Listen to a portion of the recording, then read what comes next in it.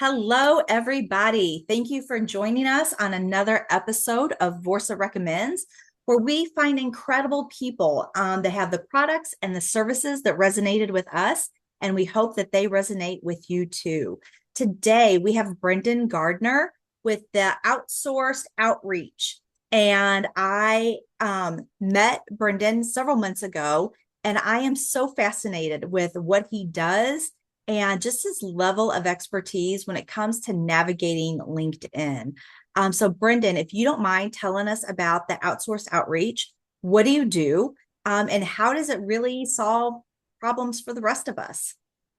Yeah, Jen, first off, thanks for having me. Always enjoy talking with you. And so basically, outsource outreach in a nutshell is a managed service for LinkedIn. So I help private investment groups look at their personal backgrounds and look at their current investor base and kind of marry that with where they want to go. So we consult on strategy of who we're actually going to target and pull very specific lists. And then I integrate with your profiles to run campaigns and manage all those responses that come in and then work that towards whichever action item we decide, right? Because we want to have a really intentional funnel.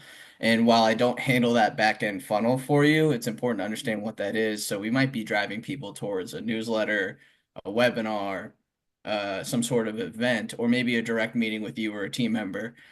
So I just found that these alternative investment groups often have so much on their plate that growing their capital base gets kind of put off to the side until they actually really have to raise. And so that's why I started this is to help facilitate that in the background. So ideally, it's less of a panic when it's time to raise capital. I love that because we've just been in that situation, right? Where you think you have all this committed capital, and then you call for those commitments to come in and it's not there. And now you're like scrambling, right? And so Mhm. you take that scramble out, right? Like there's a pipeline built there. And I love that. And that's so important. I love too that you are focused on real estate professionals, because we're all professional money beggars. And so you know who has the money, right? So you already have that niched in as to who we need to connect with to get that money in. And I love that because I have hired several LinkedIn, you know, people, right, to manage LinkedIn managers. And I'm getting like an inbox and my calendar full of like coaches. Mhm. That doesn't do anything for me, right? Insurance salesman, that doesn't do anything for me. So I love that you are really niched in to we need money and you know where the money is at and you just marry the two. Yeah, and it's about being able to adapt quickly because there's some people that I've worked with that have been customers for a year at this point, and they said, "Hey, we want to figure out LinkedIn, but we don't necessarily have a common thread to pull on or a unique background, I should say." And really, all they had was like, "Hey, we've gone to these colleges," and they wanted to pursue surgeons, but it's also important to understand who you're trying to reach and reaching them where they are. I don't recommend going after surgeons on LinkedIn. We tried that just to kind of entertain the thought because, hey, when you get somebody, they're likely going to have investable assets, and that was the case, but the acceptance rates are really low. So the amount of meetings that you're going to get are really low because the acceptance rate's the leading indicator of somebody actually entering your campaign. And so if somebody's not on LinkedIn, your persona's not on LinkedIn, maybe consider going somewhere else to find them. But they wanted to really master the platform. So what we did was we looked at the highest volume of graduate degrees within the colleges they went to and which aligned well with accredited investors. And so software engineers stuck out. So we stuck with that, and the acceptance rates were higher than surgeons, not as high as other professions I've seen, but they were really curious individuals and they get paid a lot. And so the demand for the job didn't allow them to get into real estate themselves, and so they love the idea generally of passive investment. So they've now gotten over 30 software engineer meetings. We've expanded to business owners. They've got over 15 of those. They've also married that with kind of fund of funds type individuals, and they've had I wrote down over 16 different fund of funds. type meetings. And so they stuck the course, and you really have to stay with it so that that funnel squeezes at the top, and then you start to get that consistent output of meetings. That's incredible. So this is really like a science, Yes. right? This is, yeah. Yeah, and there's been people, like I said, that it doesn't work as well for, and it's looking at the statistics and being able to adapt or saying, hey, you know what, maybe for whatever reason my profile's not resonating. Mhm. I've had somebody, for instance, that had a finance background, and they were going after finance individuals, people that are, they have a strong understanding of numbers and they can act on that. Maybe they're less hesitant to jump into a deal as a result of that. But what they found is they're constantly trying to sell them back different finance products, and that was frustrating for them to work through. So as a result, they're looking to potentially pivot out of that. And so all you can do really is look at backgrounds, make educated guesses, and hypothesize around what's going to work, but measure everything and seek to understand the types of personas that you're engaging with and be able to adapt quickly, but when I say quickly, also have a certain understanding of we've ran this long enough to actually trust the data we're seeing. That's fascinating. I love this. And I'm such, um, I love LinkedIn, right? I'm such a component for it. And I really believe in what you do. So tell me the pivotal moment when you were like, this is what I have to be doing. Yeah, so my background's in software sales, and I was fortunate enough to grow in that space and do that at a high level pretty early in my career post college. And what I found is for my generation, I kind of view it as like, yeah, there's a lot of pressures against us in terms of, cost of housing. You want to own a house, you want to raise a family, you want to do these things. And so you really need to grow your wealth to a point you can actually support the achievement of those milestones and those goals. The alternative is to make a certain amount of money and get more time back in your day. And so while I was very fortunate in tech, understanding how the wealthy made their money and alternative investments was something I started to study. And so multifamily stood out to me, and I started to network or try to find a coach because the reality is anything that you pursue, you just don't know what you don't know.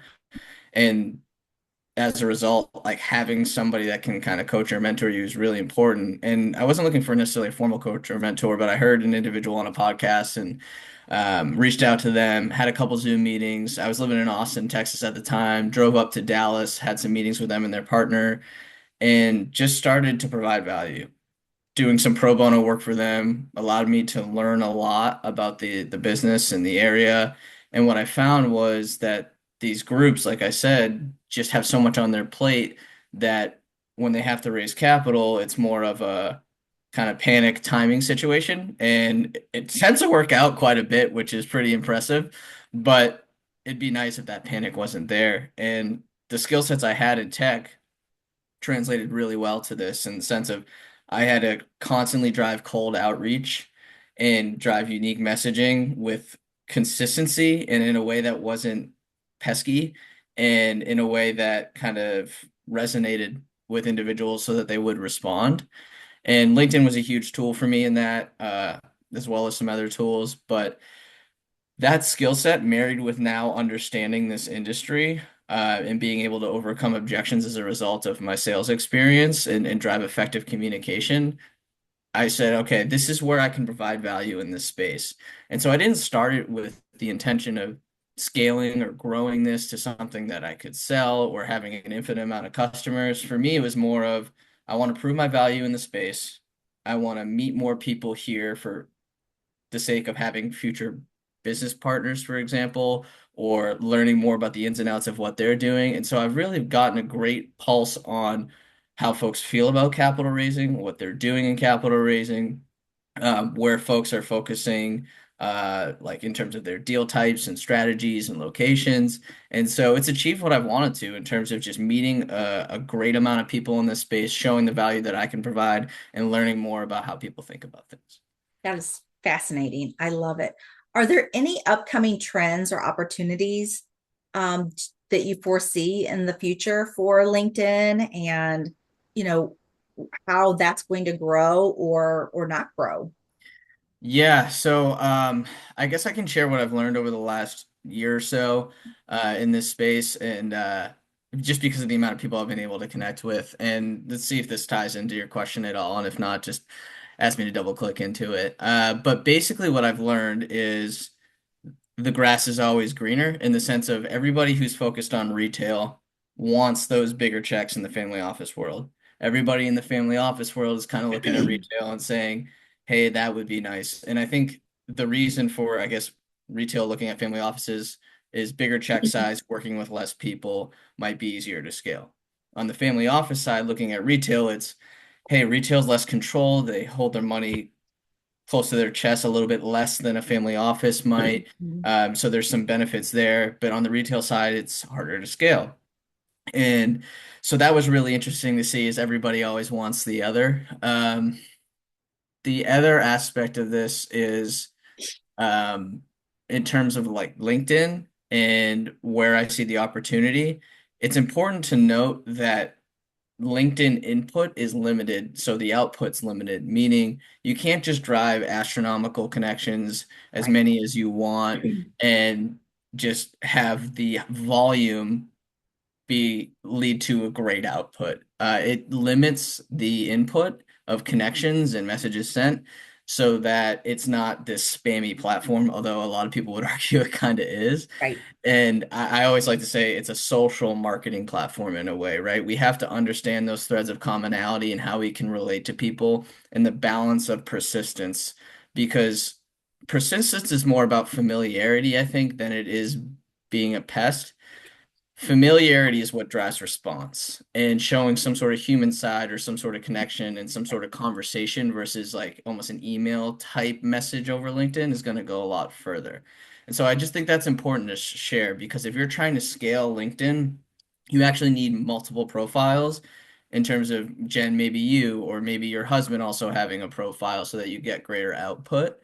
You can't have multiple profiles yourself. That's Right. also a no-no. So that's important to note. In terms of growth opportunity on LinkedIn, those pieces are important, but I share that in the sense of LinkedIn's one piece of the puzzle. It's not going to be the channel that drives all your capital raising. It's a professional platform that can get you a lot of value, but you need to have a multi-channel strategy. So in terms of future growth on LinkedIn, I think it's a great place. I think it's a place the majority of people should be. But again, if their persona isn't really spending a lot of time on LinkedIn, they're not going to be very responsive and it's not going to be very Right. fruitful. Right. So I don't know if that fully answers your question, but I felt like I should cover those areas. Yeah, no, I love that. And I feel like LinkedIn is like for the grown-ups, right? Where Instagram and TikTok are for like the children, and then Facebook is somewhere in the middle, right? That's where you hang out with your friends and family. And so I always, when I go to LinkedIn, I always feel like more of a grown-up than any other of the platforms. But to your point, right? Like you even if you get, I think you get what, 100 contacts a month or something, like that's 100 people that you have to engage with. And so having somebody like you kind of take over that engagement is an incredible time saver. But what about, so I've listened to other LinkedIn like gurus and stuff. And so what about when they're like, oh, you know, you have to post like 3 times a day, right? Mhm. And you post, and one of those posts are, a personal, so you look human and you look relatable.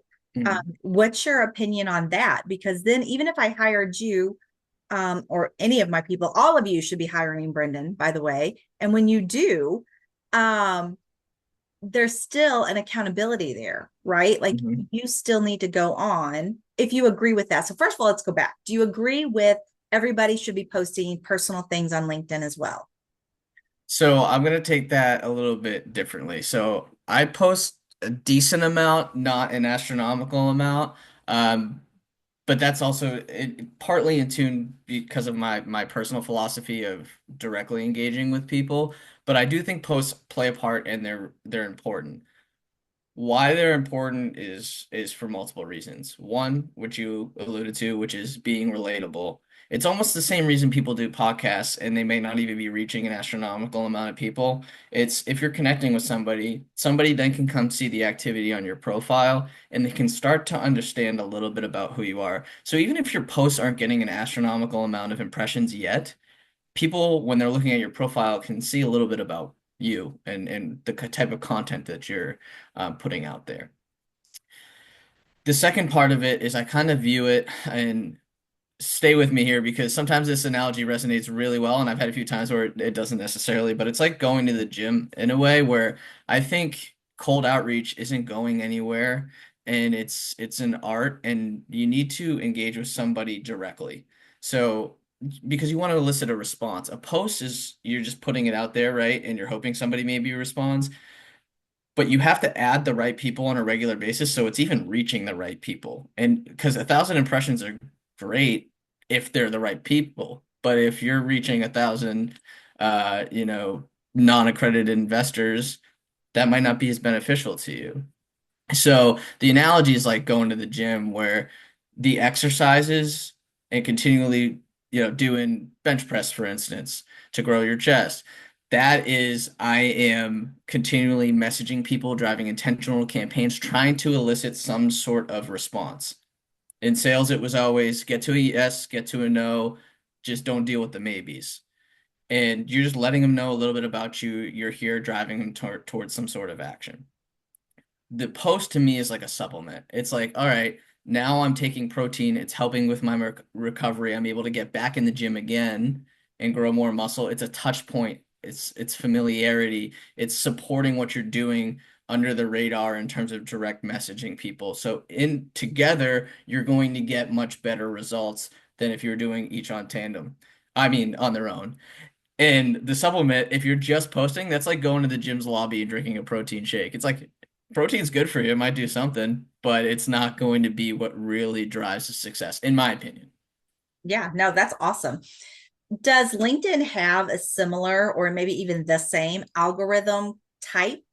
If algorithm is a type of Facebook, right? Because you can have 1,000 Facebook friends, but only 10 of them are seeing your posts. Yeah. Um, that's a great question. I don't really know. There's a couple things I know about the algorithm in terms of LinkedIn posting. And again, the posting is less my area of expertise, so I don't want to speak out of turn. What I do know is that LinkedIn doesn't necessarily love when you go off of the website, meaning if you post a link within your post, Hmm. then it won't perform as well. So that's why you see a lot of people will put any links that matter in the comments so that it doesn't drive people away. And you see a lot of people post with like a picture, for instance, and that performs pretty well. So different little tricks like that can help out, but admittedly, in terms of the differences between the algorithm types, I don't fully understand the underlying aspects That's of it. fair. I don't understand it either, but I just know that I'm really frustrated in the Facebook world when I'm like, where's so and so been? And Yeah. there's like months of posts and I didn't get to see any of it. Um, so I didn't. Yeah, so that just comes down to engaging with the content that the individual typically engages with, and then it just perpetuates on that. Like if you're on Instagram and you like food reviews and you continually view food reviews, it's going to surface those more often. Yeah, for sure. Yeah. All right. So, as busy as you are there any practices you're following to ensure that you have a really nice work-life balance? Yeah, I mean, for me, I think of a couple different aspects of my life that I'm always checking in with. And so, spiritual faith is something that's important to me. And then kind of view it as physical, personal, and professional. And I think that those kind of feed into each other because I mean, if I'm not exercising, then my mind isn't as right. I'm not as confident, and then I don't carry myself as well into other relationships in my life. And that's just one example, right? And if I'm cooped up in my apartment working all day and I haven't gone for a walk, then I'm going to be a little bit more stressed out, and that same kind of thing happens. And so if personal life isn't right, then professional life's not going to be right. And so in terms of work-life balance, that's how I think of everything in my life, and just ensuring that I'm making time for that. And I view my customers as the most important. And so I'm always making sure that I'm taking care of them. But yes, I got to make sure that I have that balance and those things right with myself so that I can show up the right way for my customers as well. I love that. Anything like that stands out? Like, do you journal and you said you worked out? Like, is it in home? Like, what's your one thing that you're like, I have to do this every day? Yeah, it's some sort of in the morning, some sort of prayer or meditation to get my mind right. In other times in my life, sometimes it's been going to do yoga or going to work out. It's just my mind because otherwise it's easy to get distracted, get all these thoughts, and it really just allows me to stay focused. So that's really important to me. And then it's just different things that I have throughout the week, whether it's grabbing dinner with friends or playing hockey a couple times a week. Those things that just get your mind away from anything work and you can just kind of shut off your brain and have fun. Like that balance is really important to me. Yeah, I love that. Yeah. I love it. And being in California, so having just come back from California, I have to say I was amazed at how easy it is to walk anywhere you want to go. And there's Yeah. all these cafes and like hot yoga and I don't know, like these artsy things. And I was like, oh, this is going to be so fun. Um, Yeah. and yeah, I can't wait. So I can definitely see like it's a really high energy kind of place to be. And so I really am looking forward to visiting more. Yeah, I'll share that California gets a bad rap for a lot of things and some of them are hard to ignore, but there's still, at least in Northern California, still very much a kind of go-getter mentality and people want to help people and I'm really enjoying the culture of that being out here for about a year at this point. Yeah, and they were so friendly. Like I didn't see any hostility at all from anybody. Men opened the doors, people smiled on the street. You could pet people's dogs. Everybody has a dog. They're all walking their dogs. It's amazing. I loved it. Yeah, and it was amazing. So I'm super jealous that you're there full time. Um, and so any last piece of advice you'd love to give somebody that's just starting out? And not necessarily even in your field, but yes, maybe in your field, but Mhm. that those up and coming, graduating from high school and then trying to figure out like their entrepreneurial journey. What advice would you give them? Yes. So a couple things. I have quite a few parting words. One is for anyone who's trying to get going on LinkedIn. One, consider how much time you're spending. Assign an hourly rate for yourself, and then you can kind of look at, okay, opportunity cost. If I applied my time elsewhere, is it worth it for me to potentially outsource something? But even beyond that, I always encourage people to get started on their own. Sales Navigator Core starts at about $99 a month, and that allows you to pull really interesting filters, and you can go by geography, so where you are likely to meet people in person. That helps drive trust. Maybe where your deals are because people like to invest in their backyard. You can play around with different titles, or maybe even your a lot like the school that you went to, and you can marry these filters together and you can also look at second degree connections. So Jen, if you know somebody I want to meet, I could potentially ask you for an introduction. There's so much that you can do within just that $100 a month. And you could even have it for a month and cancel and just go all in at it. What I'd really encourage from there, though, is follow up. Have some sort of spreadsheet or some sort of method of tracking your work and driving follow up consistently, because that's where people fall short is that response aspect of things.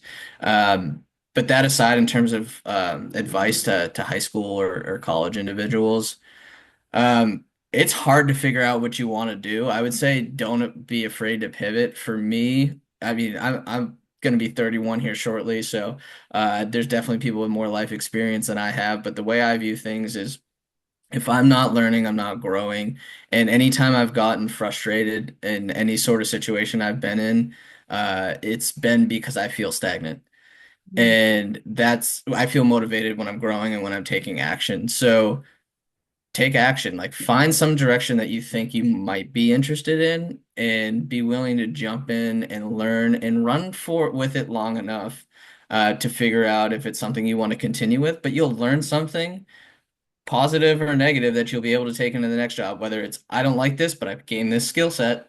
And now you have something a little unique that somebody else might not have in whatever avenue that you're going next. So don't be afraid to try things and don't be afraid to pivot. And then with whatever business you're pursuing, know what the intent is. For me, again, it wasn't to scale. I can't scale myself out of this business, but that wasn't the intent.